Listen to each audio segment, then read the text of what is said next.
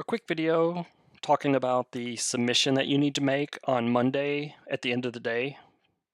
So in the content that you've seen already, we talk about the KWHL chart, the research plan, and the screener questionnaire. So at the end of day on Monday, you'll need to submit those three things.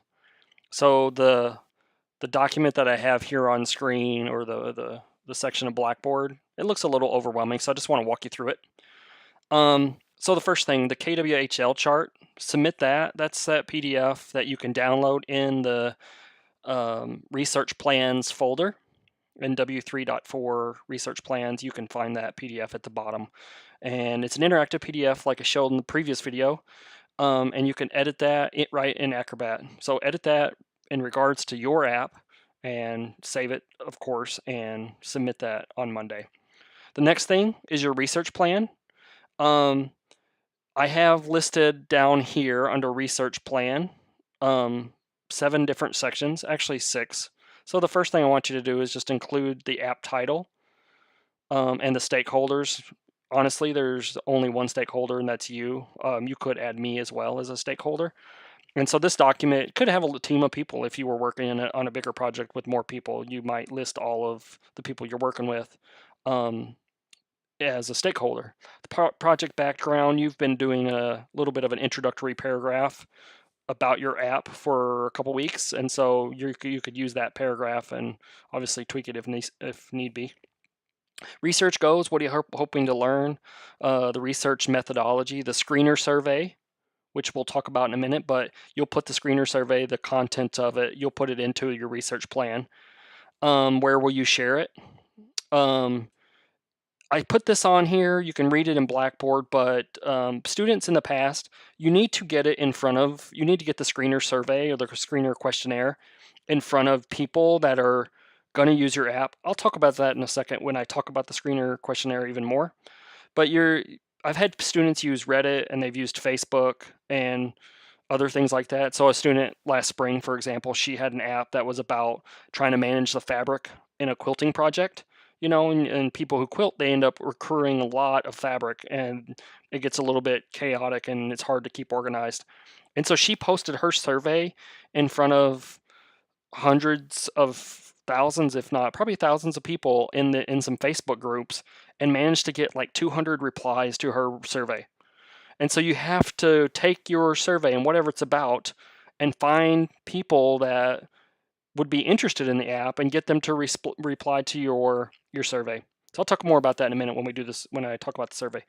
User interviews, how many people do you plan to interview? You have to do 3 to 5 is my goal for you. That's what you have to do, 3 at the minimum. And so that's pretty easy. I mean, you're adding that to your research plan, but everybody in the class will be doing something similar. The screener questions, we'll talk about that in a minute. You'll add that to this research plan. User interview questions, be thinking about what you would ask people if you could interview them and talk about what kind of features they would expect to be in an app, or frustrations that they might have without the app. And then finally the schedule, and I list some details on here as far as the schedule is concerned. So the big thing is the screener survey. I feel like this can be a little confusing. I know when I've had this class in the classroom, so last fall and last spring, we ran this class in the classroom.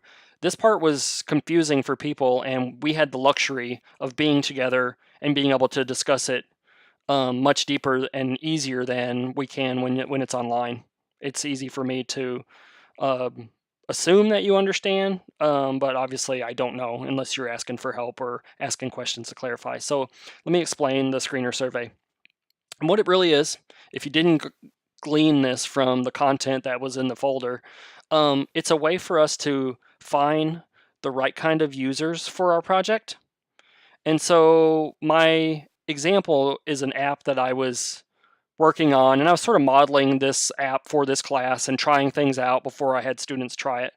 And so this survey is one that I created last year, and I sent it out to about 70 or 80 instructors at the college.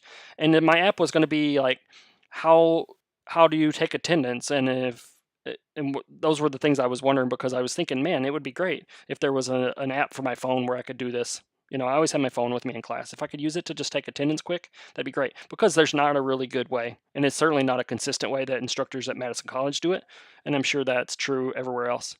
So I wanted to know, are you a Madison College instructor? If they're not a Madison College instructor, I wouldn't want them to take this survey in the first place. And so if they said no, obviously they're not a good user. They're not a potential user. I want to be able to meet them in person, so I needed to know that. It would not make sense for me to have my wife take this survey because she obviously wouldn't be taking attendance. So other questions I had for them: do you keep attendance records? And my reason for wanting to know that is if they don't, some teachers don't. They just they don't keep a record, or maybe they keep it in their head. I don't know. And other teachers, maybe sometimes they do. And so I wanted to know that. And then other questions that I had is like, what are you currently doing to keep records? Do you use Blackboard? Do you use a spreadsheet, smartphone app already that you have, something else that's out there, a printed sign-in sheet, or none? Again, just reiterating and making sure that I'm clear on what they do. And I was also curious to see if they would use an app on their smartphone or tablet to record student attendance. And I got quite a few people that said no. And some people said yes. I don't think this was a deal breaker, to find out if somebody would actually be a good user to interview. Because sometimes, I use apps like crazy, but some people with smartphones, they don't. They don't use a lot of apps. And so maybe they'd be like, no, there's no way I'd do that. Maybe then I don't ever take my smartphone to my class. But they still could be a good user, so those were the things I was trying to think about. And then lastly, I asked for their contact information. So you want to know if somebody's filling this out, you want to know who. This isn't like we need to get random information. A lot of these things I could anecdotally understand and expect, but I wanted to make sure that I had their contact information so I could reach back out to them, especially if they were likely to use this app, or if they were intrigued by the idea of it. I wanted to make sure I could talk to them and do further user interviews and further user research. So that's the point of the screener survey, making sure that we find the right people to interview. A number of you, as you've talked about your app ideas, are talking about you have friends and family and all these people you can interview. The idea here would be trying to get some people from outside of our circle that don't know us. It's incredibly challenging to interview with people that you don't know, but it's incredibly rewarding as well. So we want to try to reach out.